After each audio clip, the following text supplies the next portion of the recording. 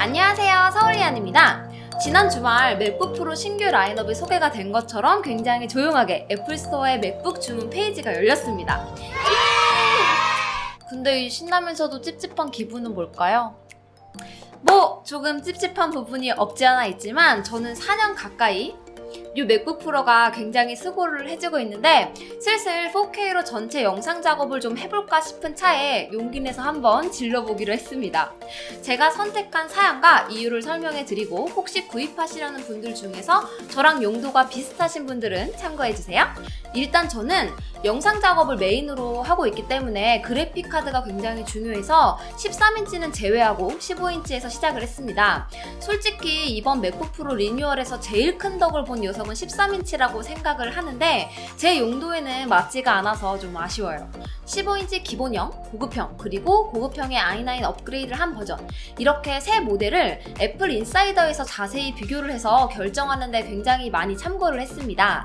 먼저 빅벤치 CPU 결과를 보면 오픈CL을 사용할 경우 기본형과 i9 모델조차도 6% 정도밖에 차이가 나지 않는 데에 반해서 애플의 메타를 사용할 경우 기본형과 고급형 사이에서 20% 이상 매우 큰 차이를 보이고 있습니다.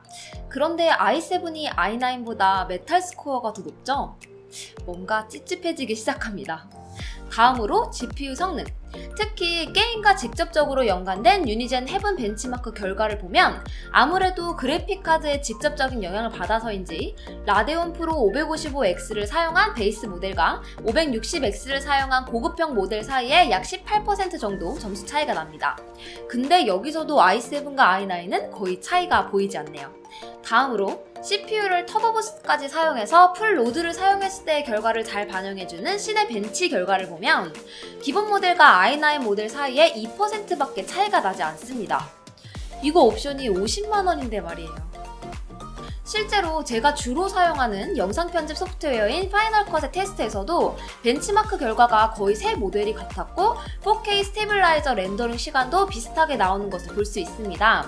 다만 프로젝트 최종 아웃풋 렌더링하는 데에는 기본 모델과 고급형 모델이 GPU 성능으로 인한 속도 차이가 보였습니다.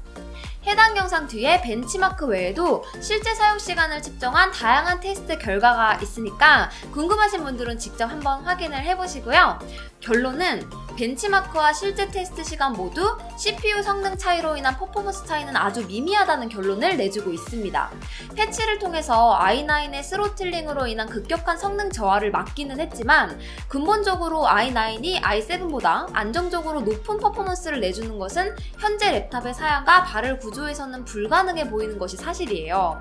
다만 영상 작업에 있어서 555X와 560X 그래픽 카드에서 차이는 실제 데이터상 20% 정도의 차이를 보여주고 있어서 기본형을 구입하더라도 122,500원의 그래픽카드 업그레이드는 반드시 하는 걸 추천할게요. 그리고 저는 추가로 영상 외에 사진 편집도 많이 하고 있어서 라이트룸과 포토샵 그리고 일러스트 작업에 치명적인 램은 32기가로 결정을 했습니다. 그리고 하드디스크는 성능 자체에 직접적인 영향을 주지는 않으니까 본인의 용도에 맞게 선택하면 될 것 같은데요. 교체가 힘들다는 점과 말도 안 되는 가격 사이에서의 적정선을 저는 1테라로 결정을 했습니다.